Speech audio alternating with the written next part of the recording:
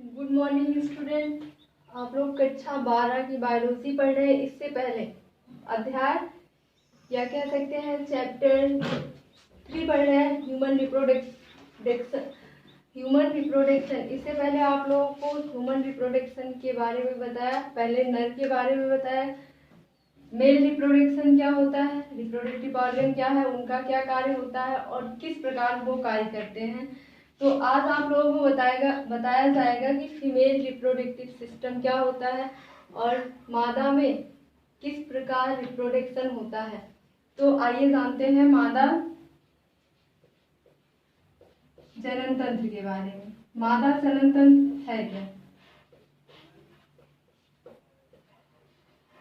Female reproductive system. तो इसमें कितने पार्ट होते हैं आपको बताया गया। इसमें बताया जाएगा कि कौन सा पार्ट क्या कार्य करता है और वो जनन में क्या सहायता करते हैं। सब जनन के दौरान जो प्रक्रियाएं होती हैं उनका क्या क्या कार्य होता है, इसमें आप लोगों को बताया जाएगा।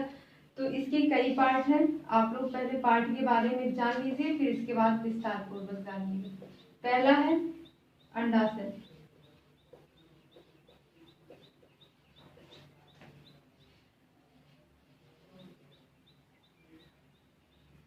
ओवरीज। दूसरा है अंडवाहिनी।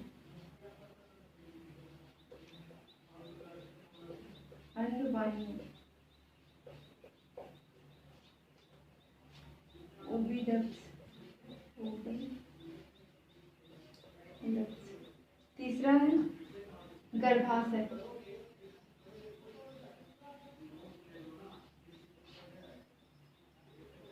यूट्रस। पांचवा है यौन। वैजिना। और छठवां है बाह्य जन्नांग।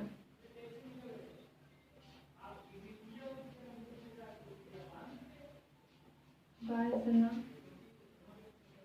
एक्सटर्नल।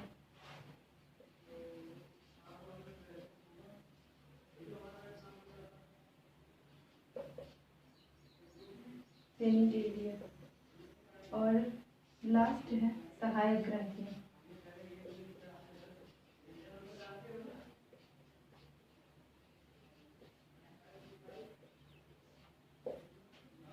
सहायक ग्रंथियों में दो आते हैं। एक होता है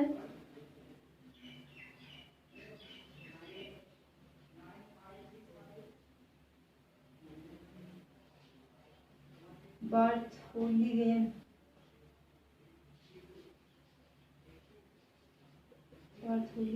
ग्लैंड।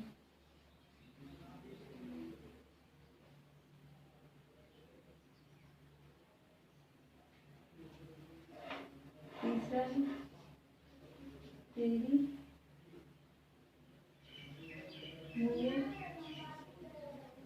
ग्लैंड। इसका हिंदी और इंग्लिश नाम दोनों है, यही है बार्थोलियन ग्लैंड और पेरिनियल ग्लैंड। तो मादा जनन जो होता है इन स्टेप में होता है। यहाँ से ये जो अंडाशय होता है 1 पेयर पाया जाता है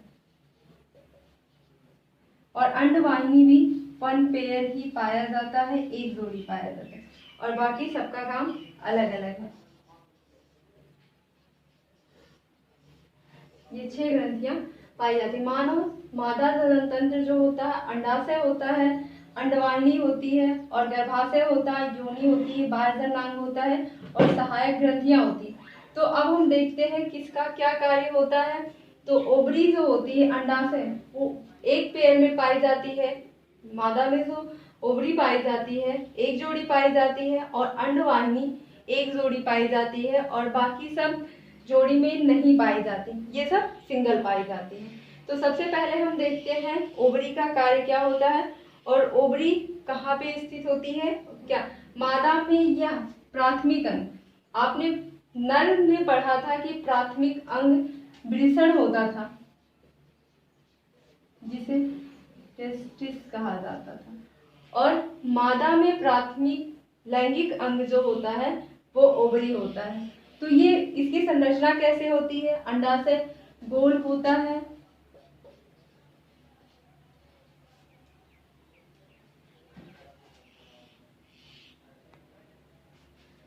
तो आपने ये जाना कि मादा जनन तंत्र जो होते हैं फीमेल रिप्रोडक्टिव सिस्टम के इतने पार्ट होते हैं।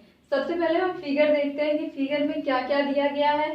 फिगर आप समझने के बाद अब बाकी फिगर जो है आप थोड़ा सा घर पे समझ लीजिएगा। बस हम इतने के कार्य बताएंगे, कहाँ पे किस प्रकार शुक्राणु है जो स्पर्म होता है और ओविडक्ट में अंडाणु किस प्रकार इसमें क्रिया हो रही, ये हम आपको नहीं बताएंगे। आपके एग्जाम में सिर्फ इतना आता है कि इसका चित्र बनाइए, या हो सकता है वर्णन करने के लिए तो वर्णन आप लोगों को बता दिया जाएगा, लेकिन फिगर इसका नहीं समझाया जाएगा, बाकी अन्य का समझाया जाएगा। तो इसमें देख लेते हैं क्या क्या प्रेजेंट है और बाकी जिसका मुख्य कार्य है वहां पे आपको बताया गया है कि इसका क्या क्या मुख्य कार्य है। बस यही 6 पार्ट आपको याद रखने हैं। तो पहले हम स्टार्ट करते हैं ओवरी से। इसमें ओवरी पाया जाता है जिसे आप जानते हैं, अंडाशय पाया जाता है, बोल्ड लिगामेंट है, ओवेरियन लिगामेंट है। ओवरी को जोड़ने वाले को ही ओवेरियन लिगामेंट कहते हैं। लिगामेंट जो डंडी के समान हो उसी को लिगामेंट्स कहते हैं। बोल्ड लिगामेंट इनको जोड़ता है, लिगामेंट्स में छड़ के समान हो उसी को लिगामेंट्स कहेंगे। यूटेराइन फंडस है और यूटेराइन कैविटी है। फंडस जो सबसे ज्यादा स्थान होता है, खाली स्थान को ही फंडस कहा जाता है। यूटेराइन कैविटी है,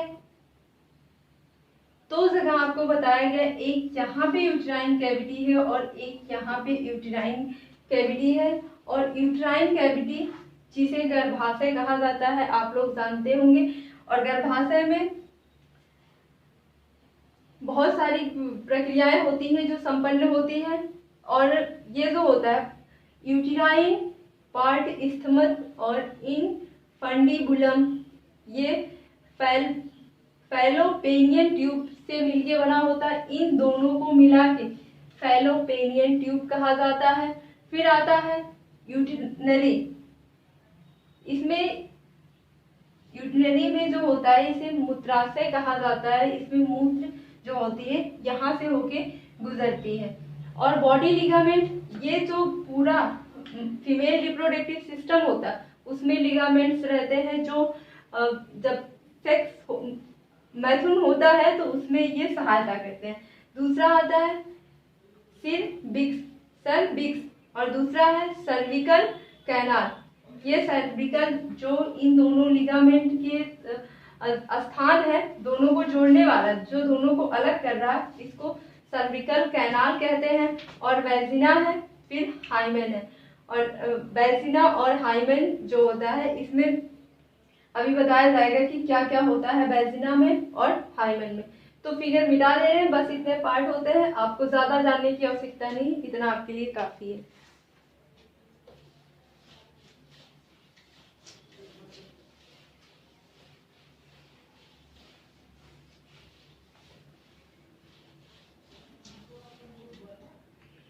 पहला हम पढ़ेंगे अंडाशय के बारे में।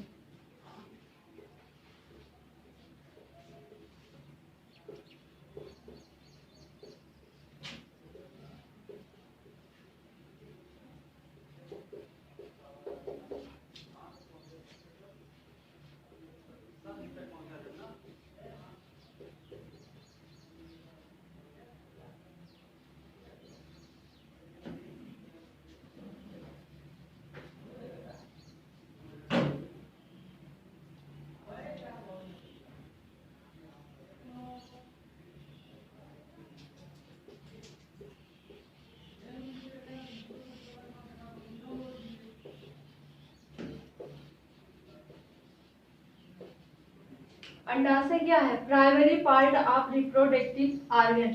ये प्राथमिक अंग है। सबसे ज्यादा आवश्यकता ओवरी की ही होती है। ये जो लैंगिक जनन होता है ये इसका प्राथमिक स्थान है। सबसे ज्यादा इसे प्राथमिक जनन अंग भी कहते हैं। अगर ओवरी ना हो तो जनन नहीं हो सकता। और पुरुष में अगर वृषण न पाया जाए तो जनन नहीं होता, क्योंकि बिना प्राइमरी अंग के जनन संभव नहीं है। तो अब देखते हैं इसकी संरचना कैसी होती है। आपने जाना कि प्राइमरी अंग है, प्राइमरी पार्ट है, अंडाशय जो होता है, इसके बिना जनन जो होता है वो संभव नहीं है। अब देखते हैं इसकी संरचना कैसे होती है।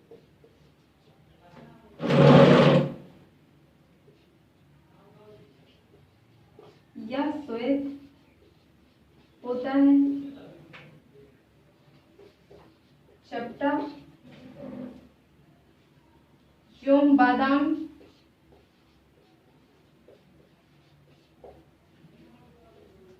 की आकृति का होता है।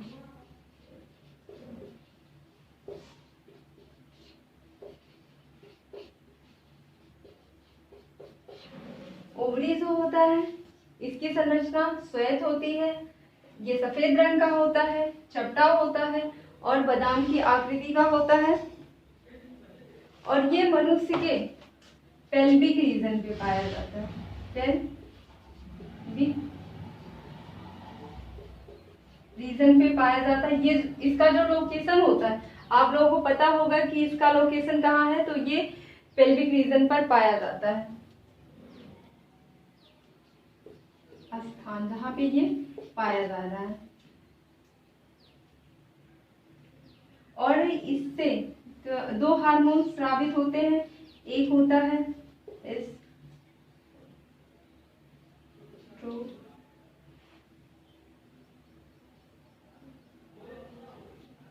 एस्ट्रोजन और प्रोजेस्टेरोन।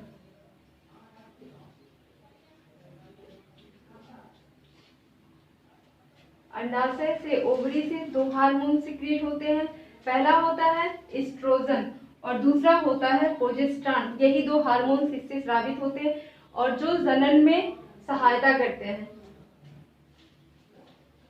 अब दूसरा आपको पढ़ना है कि अंडवाहिनी क्या है।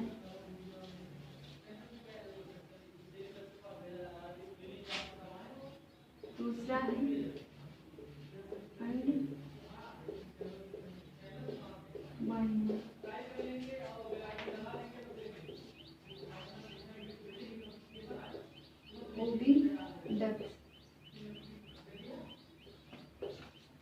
ओविडक्ट्स जो होती है वन पेयर पाई जाती, एक जोड़ी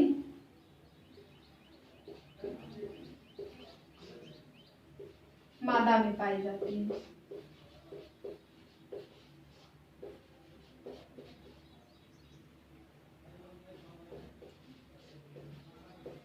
और इसे अब तक आपने पढ़ा प्राथमिक लैंगिक अंग इसे कहा जाता था अंडाशय को, लेकिन इसे अंडवाहिनी को द्वितीयक लैंगिक अंग कहा जाता है और ये एक जोड़ी पाई जाती है। और इसमें यह गर्भाशय ये यूट्रस और योनि को जोड़ती है। यह गर्भाशय तथा योनि में शामिल है। अंडवाहिनी को अलग नहीं किया जा सकता, क्योंकि इस पे स्पर्म आते हैं। स्पर्म जब आएंगे तभी तो जो भ्रूण बनेगा, तभी तो भ्रूण बनेगा। अगर स्पर्म आएंगे ही नहीं तो भ्रूण बन ही नहीं सकता। तो ये जो होता है गर्भाशय और योनि में शामिल है। अंडवाहिनी को अलग नहीं किया जा सकता, दोनों के बीच में है। तीसरा पॉइंट है इसकी जो संरचना होती है, इसकी संरचना थैलीनुमा होती है।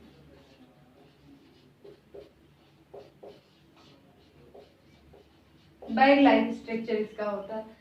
तो इसमें जो अंडवाहिनी है वो द्वितीयक लैंगिक अंग है और फीमेल्स में एक जोड़ी पाई जाती है, मादा में ओविडक्ट्स पाई जाती है। दूसरा पॉइंट है यह गर्भाशय और योनि में शामिल है। इसे कह सकते हैं अंडवाहिनी कह सकते हैं, क्योंकि इसमें स्पर्म आ रहे हैं। तो स्पर्म आ रहे हैं, स्पर्म से ही क्या बन रहा है, भ्रूण का निर्माण हो रहा है और ये योनि और गर्भाशय में शामिल है। तो योनि का कार्य क्या होता है, गर्भाशय का क्या कार्य होता है, आपको आगे बताया जाएगा। और इसकी संरचना जो होती है थैलीनुमा होती है। अब आपको बताया जाएगा कि गर्भाशय क्या है और योनि क्या है।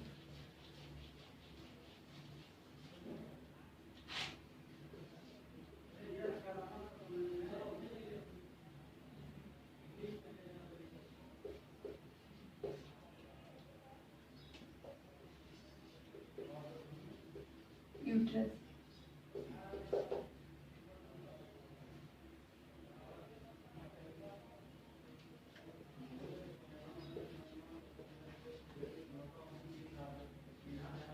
ये अंडवाहिनी के खुलने का स्थान है।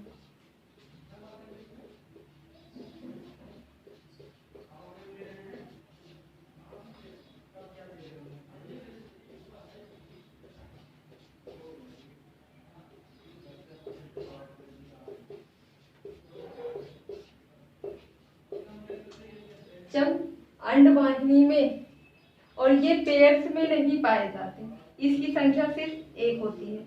जब दोनों तरफ से, इसी तरह आपने बनाया था कुछ फिगर, तो दोनों तरफ से जब अंडवाहिनी रहती है और जब दोनों तरफ से अंडवाहिनी आते हैं, जो स्पर्म इससे आएंगे वो कहाँ जाएंगे, यूट्रस में जाएंगे, गर्भाशय में जाएंगे। तो वहां पे प्रेगनेंसी होती है। जब ये जो स्पर्म होंगे गर्भाशय में जाएंगे तो वहां पे प्रेगनेंसी होना प्रारंभ हो जाती है।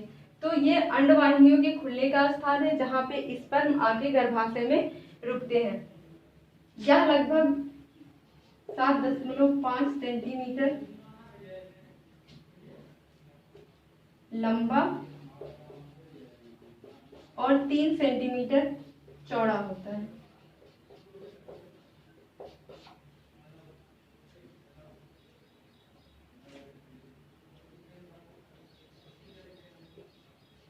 भ्रूण का पोषण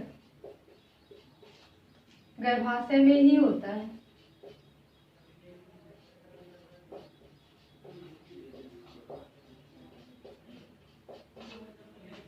गर्भाशय जो होता है पैर में नहीं पाया जाता।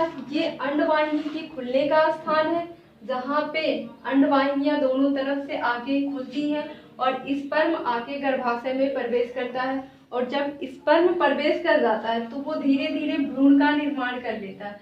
और भ्रूण का पालन पोषण, जो पोषण होता है, जैसे धीरे धीरे प्रेगनेंसी जब आती है तो कुछ हफ्ते 4 वीक के बाद जो इम्ब्रियो होता है वो डेवलप होना स्टार्ट हो जाता है। धीरे धीरे जो बेबी रहता है उसके ब्रेन का, आईज का और जो मांसपेशियां होती हैं उन सब का विकास होना प्रारंभ कर देता है।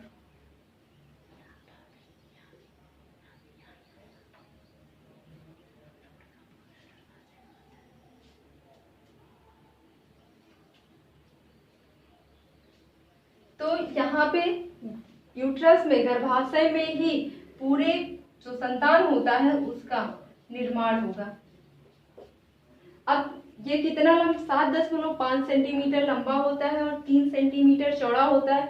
और भ्रूण का जितना, यानी जो नया संतान बनेगा उसको पूरा पोषण यहीं पे दिया जाएगा। उसके जितने भी अंग हैं उसका निर्माण होगा।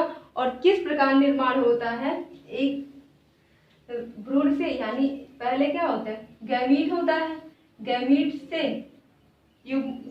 से जाइगोट बनता है, जाइगोट से फिर भ्रूण का निर्माण होता है। तो ये प्रक्रिया एम्ब्रियोजेनेसिस के तहत आती है। जब एम्ब्रियोजेनेसिस आपको बताई जाएगी तो किस प्रकार एम्ब्रियोजेनेसिस हो रहा है, कितने अंतराल में, कितने समय पे किस किस अंग का विकास हो रहा है, ये आप लोगों को वहां पे बताया जाएगा। और किस लेयर से, 3 लेयर्स पाई जाती हैं बॉडी में जिसके तहत आपके जितने पार्ट बने हैं उनका निर्माण होता है। एक होता है इक्टोडर्मल,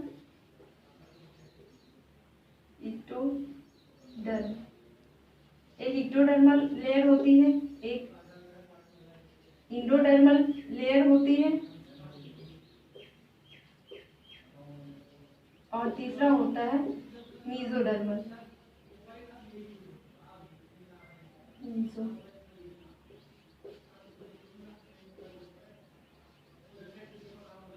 इन तीनों से जो हमारे शरीर की संरचना बनी होती है, जैसे ब्रेन का निर्माण कैसे हुआ, यूट्रस का निर्माण कैसे हुआ, आंख, नाक, कान, त्वचा, इन्हीं तीनों से मिलके हमारी जो बॉडी बनी है, इन्हीं तीनों लेयर से मिलके बनी होती है। अन्य कोई लेयर ऐसा नहीं है जिससे हमारे बॉडी का विकास हुआ हो। तो इन सब में कैसे कौन सा पार्ट हमारे इक्टो से बन रहा है, कौन इंडो से बन रहा है और कौन मीजो से बन रहा है, ये आप लोगों को बताया जाएगा एम्ब्रियोजेनेसिस में। अब आपको पढ़ना है योनि। चौथा है योनि, वैजिना।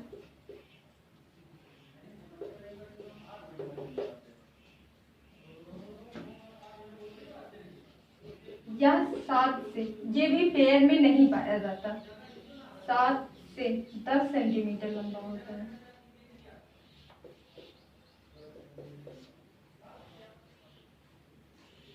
और इसकी संरचना जो होती है, संरचना नलिका के समान होती है।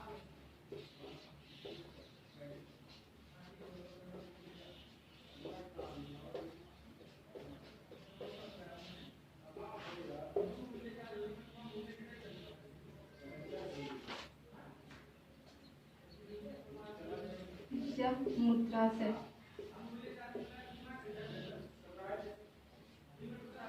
तथा मलाशय के मध्य स्थित है।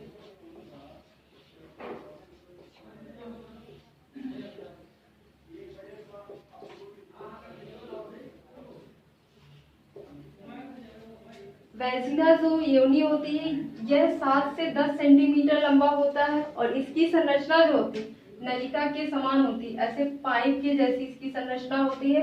और ये मूत्राशय और मलाशय के मध्य का स्थान है। आपको पता होगा, दिखाया गया था फिगर में, कुछ इस टाइप की संरचना थी।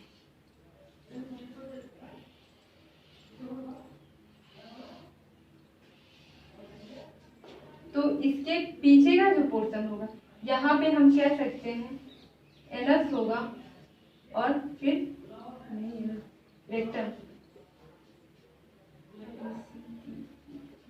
रेक्टम यहाँ पे इसके पीछे का पोर्शन जो होगा वो रेक्टम का होगा और यहीं से, इसी बीच से मूत्राशय का यूरिन ब्लैडर निकला रहता है।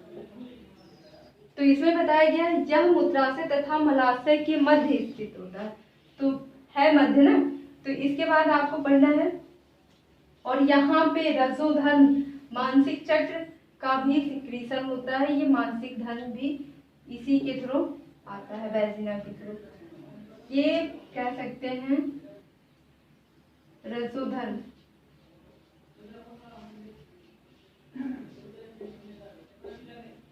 के श्रावण का केंद्र है।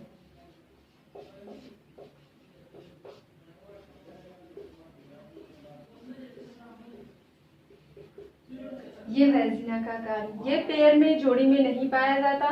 यह 7 से 10 सेंटीमीटर लंबा होता है। इसकी संरचना जो होती है नलिका के समान होती है और रसोधर्म के श्रावण का केंद्र माना जाता है। और यह रेक्टम, मलाशय और मूत्राशय के बीच का मार्ग है।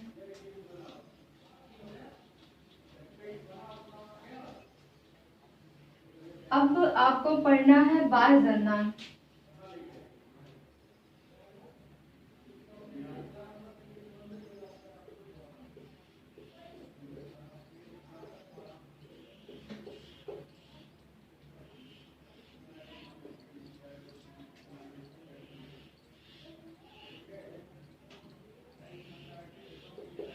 बाह्य जननांग जो होते हैं ये योनि से संबंधित होते हैं।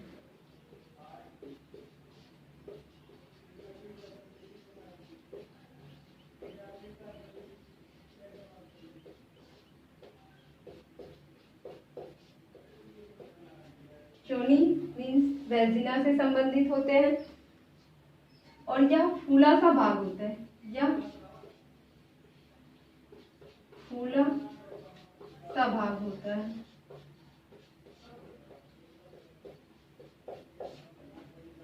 वो बुक में फिगर दिया गया है, आप लोग देख लीजिएगा, पूरा बाह्य जननांग का फिगर दिखाया गया है। और यह छोटा तुर्कनुमा प्रकोष्ठ होता है।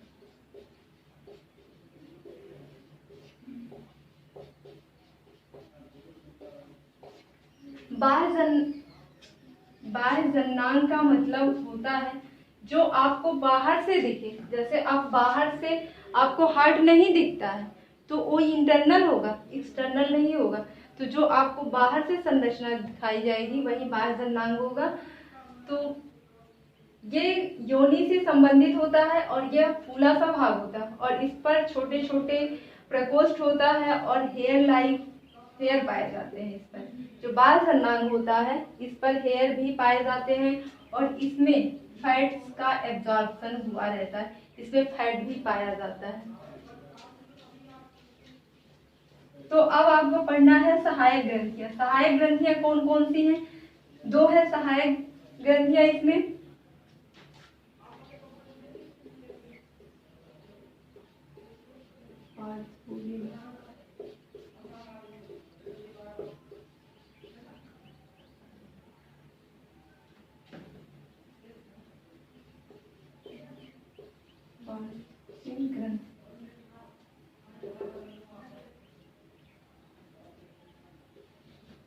या योनि के आसपास, योनि के आसपास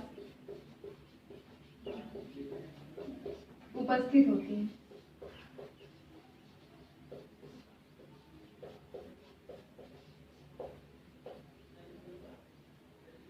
और बार्थोलिन जो ग्रंथि होती है वो अस्नेहक का कार्य करती है।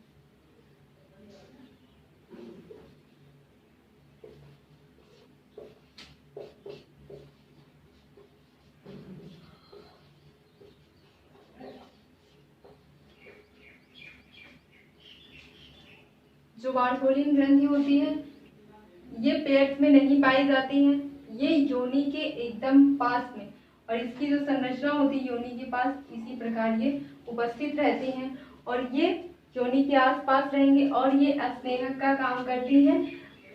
अस्नेहक का मतलब आप लोग जानते होंगे कि मैथुन में ये सहायता करती हैं। अब दूसरा है पेरिनियल ग्रंथ। पेरिनियल ग्रंथ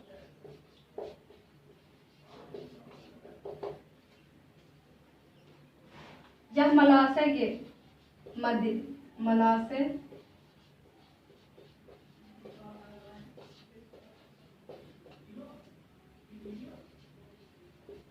मध्य स्थित होता है।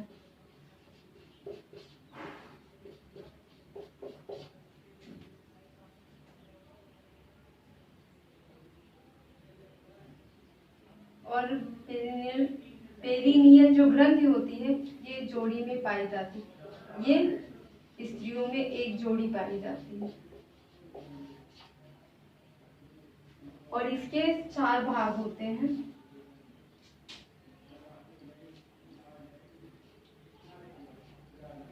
पहला होता है मोन्स प्यूबिस,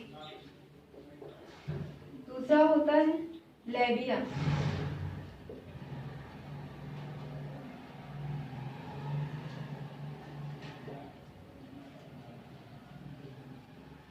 तीसरा है वेस्टिब्यूल और चौथा है सीरिटोरस। ये 4 पार्ट इसके पाए जाते हैं। तो यह भंग के ऊपर का भाग है।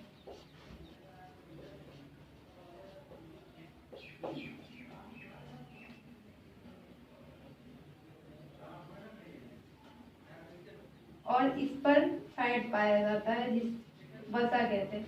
लेबिया मेजोरा में फैट पाया जाता है, वसा पाया जाता है। और वेस्टिब्यूल जो होता है यह छोटी तुर्कनुमा संरचना होती है।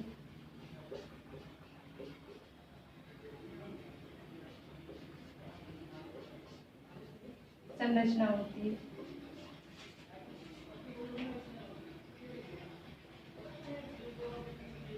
और ये सीरिटोरस जो है उत्तेजन शील अंग है।